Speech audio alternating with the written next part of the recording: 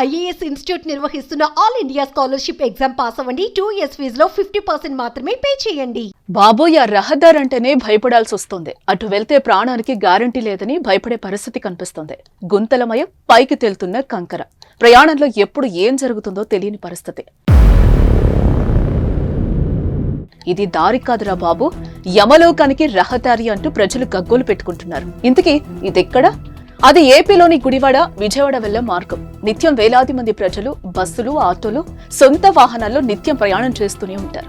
ఇప్పటి వరకు బాగానే ఉన్న ప్రయాణం చేసే క్రమంలో సురక్షితంగా గమ్యస్థానానికి చేరుకుంటామా లేదా అనేది అంతు చిక్కని ప్రశ్నగా మారింది అక్కడి ప్రయాణికులకు. ముఖ్యంగా గుడివాడ నుంచి వెంటప్రగడ, మానుకొండ మీదుగా విజయవాడ వెళ్లే ప్రయాణికులు ప్రాణాలను అరచేతిలో పట్టుకుని ప్రయాణం చేయాల్సిన దుస్థితి. ప్రభుత్వాలు మారుతున్నా, పాలకులు మారుతున్నా తమ తలరాతలో మారడం లేదని కృష్ణా జిల్లా ప్రజలు ఆవేదన వ్యక్తం చేస్తున్నారు. ప్రభుత్వాలు ఎన్నో వస్తున్నాయి, పోతున్నాయి. ముఖ్యమంత్రులు ఎందరో వస్తున్నారు, పోతున్నారు. నిత్యం ప్రజల సమస్యలను తెలుసుకుంటూ ప్రజల సమస్యలను పరిష్కరించే దిశగా అడుగులు వేసే ప్రజానాయకులు లేకపోవడం దౌర్భాగ్యమని ప్రజలు వాపోతున్నారు. ప్రభుత్వం తలుచుకుంటే సముద్రం మీదే బ్రిడ్జిలు కడుతున్నటువంటి హై టెక్నాలజీ ఉన్న ఈ కాలంలో గుడివాడ నుంచి విజయవాడ వెళ్లే రహదారిని ప్రభుత్వం పట్టించుకోవడంలో నిర్లక్ష్యం ఎందుకు చూపుతుందో ఈ రహదారి వెంబడి ఉన్నటువంటి నియోజకవర్గాలు ప్రజలు ఆందోళన చెందుతున్నారు.